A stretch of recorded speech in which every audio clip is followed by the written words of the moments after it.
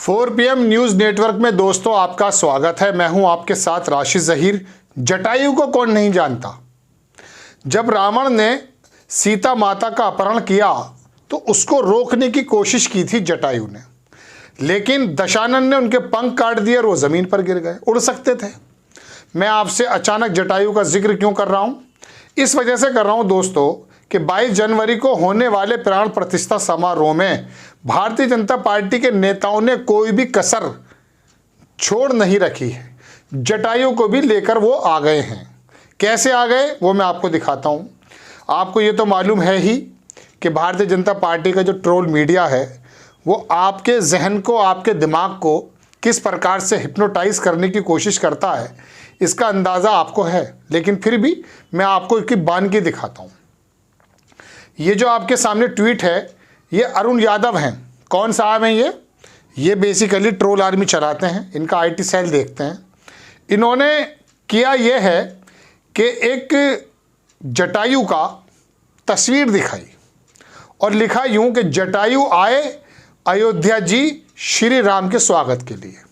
यानी कि अयोध्या को इस प्रकार से बुलाने की कोशिश की जाएगी 22 तारीख तक भी और 22 तारीख के बाद कम से कम चुनाव तक भी, कि आपको भक्ति में, शक्ति में, धर्म में, आस्था में इतना डुबोया जाएगा कि कहीं आपकी वोट चूक ना जाए, आपकी वोट कहीं गठबंधन पे ना पड़ जाए, विपक्षी पे ना पड़ जाए। तो उन्होंने जटायु का भी इस्तेमाल किया है। अब ये जो तस्वीर आपकी स्क्रीन पर है अरुण यादव साहब ने जो इसको लगाई है, जटायु आए अयोध्या जी श्री राम के स्वागत के लिए। ठीक, कोई दिक्कत की बात नहीं, हो भी सकता है। लेकिन ये तस्वीर तो 2021 की है जनाब। किसी मुस्लिम मुल्क की खबर है ये, यही जटायु पड़ा हुआ है। अब ये जटायु है क्या है ईश्वर जाने, लेकिन 8 अक्टूबर 2021 की खबर है और इसको लोगों ने बताया कि आखिरकार आप झूठ बोल रहे हैं तो कहाँ तक बोल रहे हैं। शीतल पी सिंह एक बड़े पत्रकार हैं, हमारे प्लेटफॉर्म पे भी आपको नज़र आते हैं। उन्होंने ट्वीट किया अपने फेसबुक पर पेज पर, लिखा कि ये भाजपा के प्रवक्ता का ट्वीट है। जहां से फोटो चुराया है वो 2021 का ट्वीट है, किसी विदेशी हैंडल का, किसी पर्वतीय लोकेशन का। उस चित्र को बीजेपी संघीय आईटी सेल ने वायरल कर रखा है। दावा किया है कि जटायु अयोध्या आ पहुंचे हैं।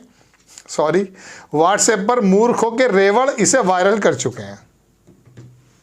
व्हाट्सएप पर मूर्ख होकर रेवड़ इसको वायरल कर चुके हैं। आप अपनी दुकान पर किस प्रकार के प्रोडक्ट लगा करके लोगों को आकर्षित करना चाहते हैं, उसकी बानगी ये देखिए कि किसी देश का कहीं कोई जटायु पड़ा है, उसको ला करके अयोध्या में प्लांट कर दिया। और बेशर्मी यह है कि अभी तक मौजूद है। इस झूठ को आईटी सेल का दरोगा बाकायदा ढिठाई और बेशर्मी के साथ बोल रहा है।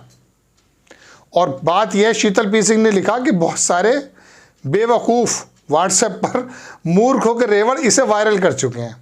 हमारे यहाँ भी कुछ ऐसा खबरें आया करती थी मोबाइल में, ये दुआ है, इसे अगर 21 लोगों को नहीं भेजा आपने तो आपका अनर्थ हो जाएगा। और वो किसी बाबा की दरगाह धड़ करे जा रहे हैं। तो मैं दर्शकों एक बात याद आ जाती है मुझे। यहाँ एक मज़ार है, नाम नहीं लूँगा क्योंकि हो सकता कुछ लोग आहत हो जाएं। वहाँ पर एक बहुत बड़ा साधु था, मैं भी था, मेरे पिताजी भी थे। तो उसमें हुआ यूँ कि वो लंबे लंबे बाल थे उसके, और उसके हाथ में बहुत बड़ा चिमटा नहीं होता वो जो रोटी बनाते हैं, लेकिन उसका बड़ा चिमटा स्टील का उसने अपने सिर पे मारा। मैं बहुत छोटा था और उसके खून यहाँ से बहने लगा। और वो दरगाह जो है उत्तर प्रदेश में ही है, बड़ी मशहूर दरगाह है। कह रहा तुझसे ही लूँगा। अब मेरे फादर डॉक्टर थे, हम भी ज़ियारत के लिए गए हुए थे, तो उसका स्टाइल देखा, तुझसे ही लूँगा, यानी कि दरगाह की तरफ करके कह रहा तुझसे ही लूँगा, यानी कुछ मुराद होगी। मेरे पिताजी बोले ये क्या देगा आपको, ये तो खुद मोहताज हैं, ज़मीन में लेटे में अच्छे आदमी हैं, ईश्वर के अल्लाह के करीब हैं, ये क्या देंगे बेचारे। उसने यूं करके देखा, उसको दहशत हो रही थी देख करके उसको। तो कहने का मतलब ये है कि अपने माथे से चिमटा मार के खून की फुव्वारे छुटा दी उस आदमी ने, तुझसे लूँगा। मरा हुआ आदमी क्या देगा भाई? कोई नहीं देगा। जो देने वाला है वो आसमान वाला है।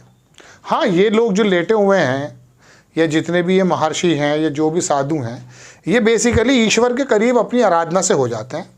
इनकी बात ईश्वर कभी ठुकराता नहीं है, तो ये कहा जा सकता है कि इसके ज़रिए मिलेंगे। लेकिन यहाँ तो जटायु के ज़रिए वोट लेने की बात चल रही है जनाब एमन। तो मुझे हैरत इस बात की हुई कि वोट की दुकान के लिए झूठ में कुछ भी चलेगा।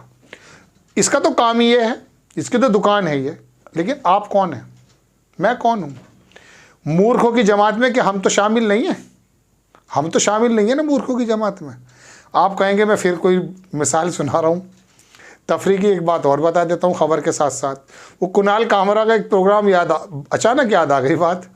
तो उसमें वो कुणाल कामरा की एक कॉमेडी का एक था, वो उसमें उसकी मम्मी ने कहा, कुणाल कामरा की मम्मी ने, अरे बेटा हिंदू खतरे में है। तो कुणाल कामरा अपने स्टाइल का तो आदमी है ही, आप जानते हैं। तो वो बोला, मम्मी ये किसने कहा आपसे? अरे बेटा नहीं, हिंदू खतरे में। अरे टाइगर खतरे में मम्मी, टाइगर कम बच्चे। तो मुझे इतनी हंसी आई। तो आगे उसने ये कहा कि मुझे बहुत बाद में पता चला कि वो मेरा मामा था जो व्हाट्सएप पे इस प्रकार के मीम्स छोड़ रहा था। कह रहा मैं इतना बड़ा बेवकूफ़, मैं 18 साल से उसके पैर भी छू रहा था। तो व्हाट्सएप यूनिवर्सिटी के अंदर जो बेवकूफ़ बनाया जा रहा है, हैरत की बात यह है कि कितनी जल्दी बन जाते हैं। बताइए, कहीं सऊदी अरब का किसी बाहर के मुल्क का जटायु पड़ा है, उसे अयोध्या में लाके प्लांट कर दिया। अरे कितना बेवकूफ़ समझते हैं आप हमें। लेकिन आपका समझना ठीक है।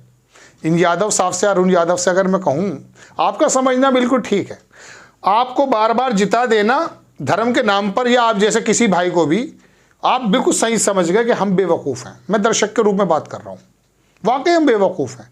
आप इसी तरह की बेवकूफ़ियाँ, जहालत और ड्रामेबाजी, नक्शेबाजी व्हाट्सएप यूनिवर्सिटी पर लाइए और हम आपके हाथ जोड़ के नतमस्तक करके धर्म के नाम पे आपको वोट दे देंगे।